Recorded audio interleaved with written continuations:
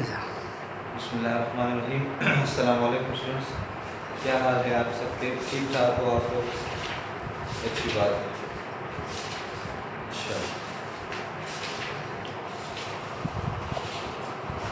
इस first flight जो हमारा यूनिट था वो तो एंड हो चुका था।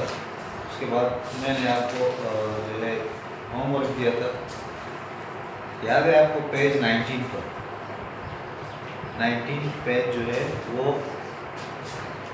ओपन करें। उसमें एंड में वोकेबलरी एंड ग्रामर का जो पोर्शन था उसमें 5 वर्ड्स दिए गए थे। याद आया आपको कुछ?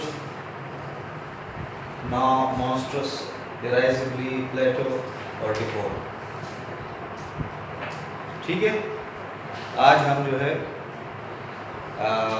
नेक्स्ट पेज पे जो एक्सरसाइज है वो करेंगे। ठीक है, आप अपने पेन पेंसिल उठाएं। पेज 20 पे, पेज 20 पे बी है, write the words related to cooking in front of their meanings. ये आपको टेबल्स में जो वर्ड नजर आ रहे हैं, these words are related to cooking, ये कुकिंग के मुताल्लिक है।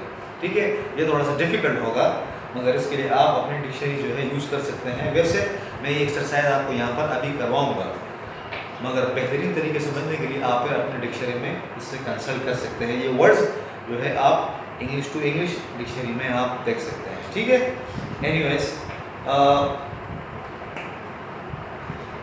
टेबल में हमारे पास 14 सेंटेंसेस दिए गए हैं और हमारे पास वर्ड्स भी 14 हैं जो रिलेटेड टू कुकिंग है। ठीक है, अच्छा, फर्स्ट सेंटेंस है mark with knife without cutting. यानी आप किसी भी चीज़ को, फ्रूट वगैरह या वेजिटेबल, उसको या मीट हो गया, इस तरह इसको आप काटे बगैर सिर्फ नाइफ से यानी छुरी से या चाकू से उसको निशान लगाए उस पर, तो उसके लिए हम इसमें कौन सा वर्ड इस्तेमाल करेंगे? अच्छा, आप इसमें लिखें स्कोर। फर्स्ट में जो है स्कोर का वर्ड आएगा, स्कोर। अब ये वो स्कोर नहीं है जो आप क्रिकेट में देखते हैं, इसका अलग मतलब निशान लगाना, मतलब ज़रब लगाना आप कह सकते हैं। ठीक है, मैंने आपको शुरू में बताया कि आप अपने इंग्लिश टू इंग्लिश डिक्शनरी में इस वर्ड को जब आप देंगे, आप इसमें एंटर करेंगे तो आप उसको, इसका जो सही जो मीनिंग है वो आपके सामने आ जाएगा। अच्छा, उसके बाद है second sentence, take skin of fruit vegetable. ये तो आपको पता होगा, यानी किसी सब्जी या फ्रूट से जो उसका छिलका उतारने को हम क्या कहते हैं? पील कहते हैं। जाहिर बात है। और इस ये पील जो है इसकी स्किन को भी कहते हैं और इसके जो मतलब ये नाउन के तौर पर भी इस्तेमाल होता है और ऐसे वर्ब भी इस्तेमाल होता है। ठीक है, थर्ड सेंटेंस है कट इनटू क्यूब्स। क्यूब जानते हो ना आप, मैथ में आप ज्योमेट्री पढ़ते हो, क्यूब का डायग्राम आपको पता होगा। तो उसके लिए जो है हम वर्ड इस्तेमाल करेंगे डाइस। डाइस का वर्ड इसमें इस्तेमाल होगा। ठीक है, अच्छा, फोर्थ जो है, फोर्थ सेंटेंस है shake powder through a fine mesh net. असल में ये जो घरों में आपने देखा होगा, जब बिरयानी वगैरह बनाते हैं लोग, चावल पकाते हैं, तो उसके लिए, उसको छानने के लिए जो चीज़ इस्तेमाल होती है उसको हम कहते हैं सीप, उर्दू में इसको छलनी कहते हैं। जिससे पानी जो है वो खारिज होता है और जो वो सब्सटेंस होता है, चावल होते हैं एक्सेट्रा, वो उसमें रह जाते हैं। ठीक है, तो उसको सीप कहते हैं। इसमें यहाँ पर आएगा सीप, SIEVE। ठीक है, उसके बाद है मसाज विद हैंड्स। अब इसमें ऐसा कौन सा कुकिंग से रिलेटेड वर्ड है जो मसाज के तौर पर इस्तेमाल होगा? जाहिर बात है, नीड के अलावा तो और कुछ नहीं हो सकता। नीड, घूमना। ठीक है, नीड का वर्ड यहाँ पर आएगा। नेक्स्ट है कुक इन हॉट वाटर। तो इसके लिए हमारे पास वर्ड है सिमर। स्टूडेंट्स, जो वर्ड्स आपको थोड़े से अनफेमिलियर नज़र आ रहे हैं उस प्लीज़ आप डिक्शनरी से कंसल्ट कर सकते हैं। ठीक है, इंग्लिश टू इंग्लिश डिक्शनरी मैं बार बार आपसे कह रहा हूँ, आपके सेल फोन में आपके पास जो है बुक में होगी डिक्शनरी, आप उसमें कंसल्ट करें, मगर इंग्लिश टू इंग्लिश डिक्शनरी में। तो इसमें हमारे पास वर्ड आएगा सिमर। अच्छा, नेक्स्ट है फिर turn heat down to heat slowly. Turn heat down to heat slowly. मतलब जब हम कुछ पका रहे होते हैं तो हम कभी उसकी आग को, वो जो फ्लेम हो उसको हम कभी तेज़ करते हैं, कभी स्लो करते हैं, ठीक है। तो उसको, उसके लिए क्या वर्ड इस्तेमाल होगा, इसके लिए बेक का वर्ड इस्तेमाल होगा, बेक।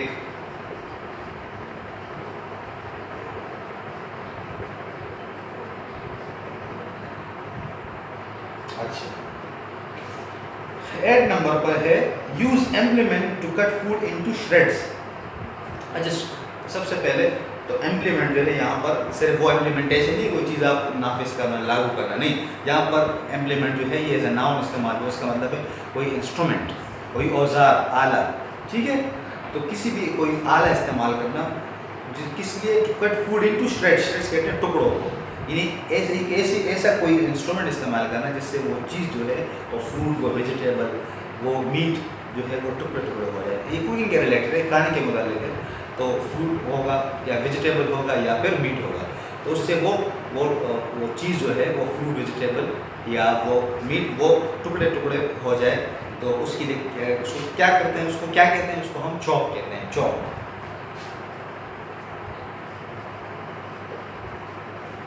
चॉप का मतलब है वो उस फ्रूट, वेजिटेबल या मीट को टुकड़े टुकड़े करना। तो जो उसके लिए हम औजार इस्तेमाल कर, जाहिर बात उसके लिए हम नाइफ वगैरह इस्तेमाल करते हैं। नेक्स्ट है cook using hot oil in A pan. क्या होगा, पैन क्या करते हैं हम, पैन में हम फ्राई करते हैं। इसके लिए हम लिखेंगे, सॉरी, इसके लिए हम लिखेंगे फ्राई, फ्राई, फ्राइंग पैन जिसको हम कहते हैं। फ्राइंग पैन इसीलिए कहते हैं कि उसको फ्राई किया जाता है। आगे जो हमारे पास डिफिनेशन है, वो एक्सप्लेनेशन है, वो cook using hot oil in A pan. तो पैन में गर्म जो है तेल को जो है उसको इस्तेमाल करने के लिए उसको क्या कहते हैं, उसको फ्राई कहते हैं। नेक्स्ट है कट वेरी रफली, ग्रेट, ग्रेट।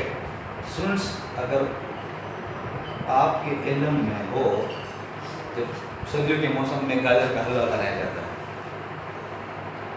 ठीक है। तो क्या करते हैं हम लोग, तो गाजर को इस मशीन टाइप की सुराख लगे होते हैं, उसको हम तेज़ी से जो है उसको रगड़ते हैं, उसे रब करते हैं और वो छोटे छोटे छोटे टुकड़ों में बढ़ जाता है, गिरता है। तो उसको हम क्या कहते हैं, उसको ग्रेट कहते हैं। ये हो गया 10। 11 है स्टर इंग्रेडिएंट्स टुगेदर। स्टर कहते हैं मिलाने को, जो अज्जा होते हैं, इंग्रेडिएंट्स होते हैं खाने में, जो हम कुछ बना रहे होते हैं, उसको क्या कहते हैं, चीज़ों को मिलाने को क्या कहते हैं, मिक्स। उसके लिए वर्ड होगा मिक्स, ठीक है। Cut 12 number, cut into thin slice, thin slice, बारीक टुकड़ों, लाइक पेपर, कागज की तरह। तो उसको हम क्या कहेंगे, उसको हम स्लाइस कहेंगे।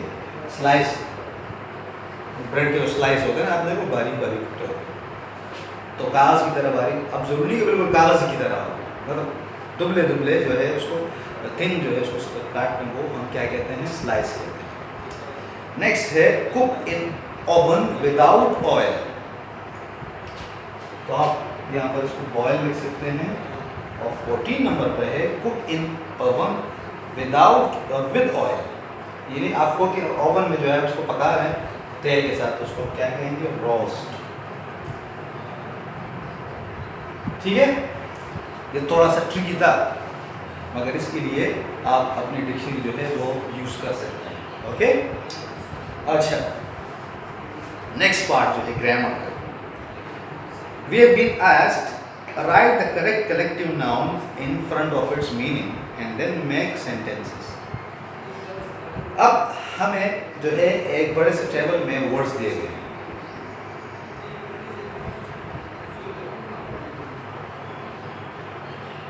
ठीक है।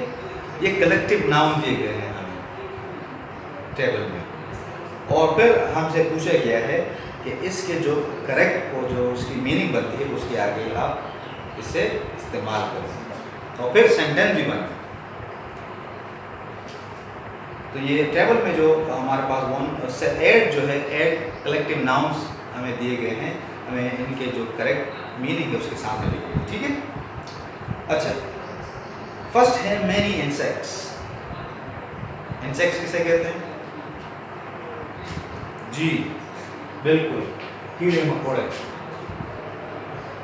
तो इंसेक्ट्स जब कलेक्टिव शक्ल में होगा तो उसके लिए हम स्वॉर्म का वर्ड इस्तेमाल करें, स्वॉर्म, SWARM, ठीक है। उसके बाद मेनी पीपल, तो जब बहुत ज़्यादा लोग होते हैं तो उसके लिए तो क्राउड वर्ड इस्तेमाल करते हैं, मगर हमसे यहाँ पर जो वर्ड दिया गया है उसके मुताबिक यहाँ पर आएगा कॉन्ग्रीगेशन, जुलूस, मजमा, congregation, congregation. Many people are called congregation, इज्तिमा। नेक्स्ट है मेनी फिश। असल में फिश जब ज़्यादा होते हैं उसको हम क्या कहते हैं? स्कूल। तो अगर आप कभी आपके पास एक्वेरियम हो और उसमें बहुत सारा फिश हो तो हम क्या कहेंगे? स्कूल ऑफ फिश हम कहेंगे, ठीक है, school.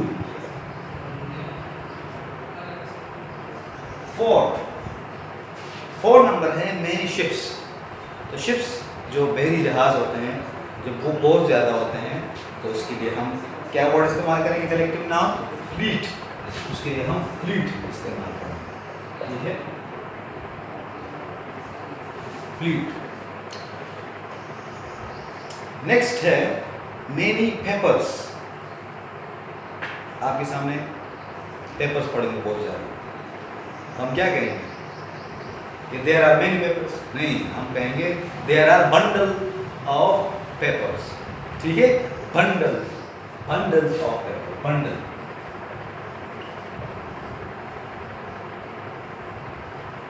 Next 6 number, many rooms. किसी भी बिल्डिंग में, किसी भी ऑफिस में, किसी भी घर में जब बहुत ज़्यादा कमरे होते हैं तो हम उन कमरों के लिए जो कलेक्टिव नाम इस्तेमाल करते हैं उसको हम स्वीट कहते हैं। अब ये हो गया ना थोड़ा सा ट्रिकी। ये देखने में तो आपको सूट नज़र आ रहा होगा, या कुछ लोग इसको साइड पढ़ रहे होंगे, कुछ सूट पढ़ रहे होंगे, मगर इसके करेक्ट प्रोनाउंसिएशन जो है वो है sweet, sweet. You can consult your dictionary, okay, you can find the correct pronunciation in your dictionary.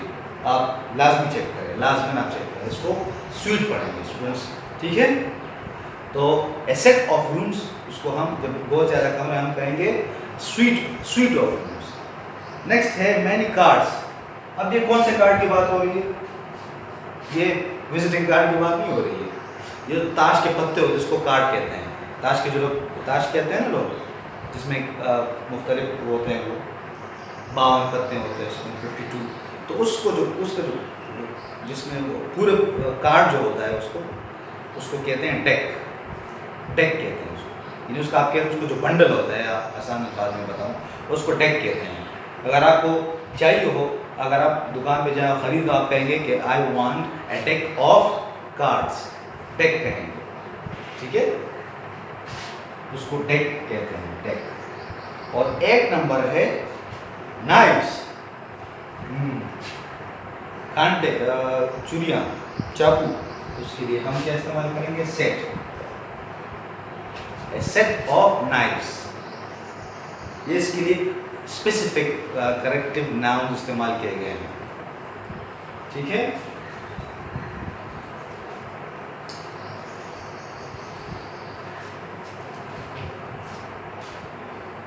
अच्छा, नेक्स्ट पेज 21।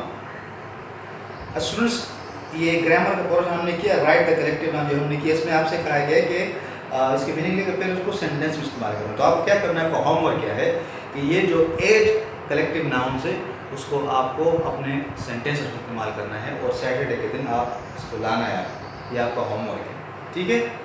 बी है choose the correct verb, mind the noun.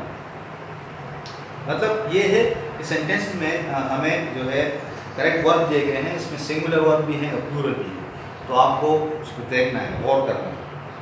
Ladies and gentleman, one है ladies and gentleman, here dash the news. क्या है इसमें? Here is the news, here is the news. News जो है वो uncountable noun है, इसमें इज आएगा। नेक्स्ट है two where dash my shoes. अब शूज जो है प्लूरल है तो उसके लिए क्या आएगा जी आर आएगा। Where are my shoes, shoes plural. Further information available in the office, further information is available, uncountable noun.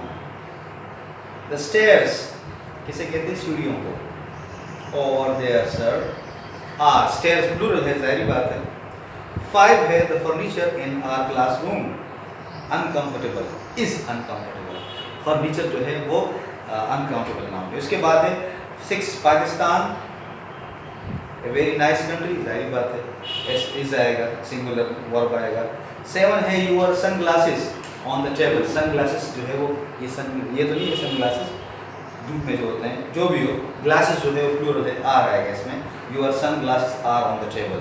8 है homework boring, homework is boring, are नहीं।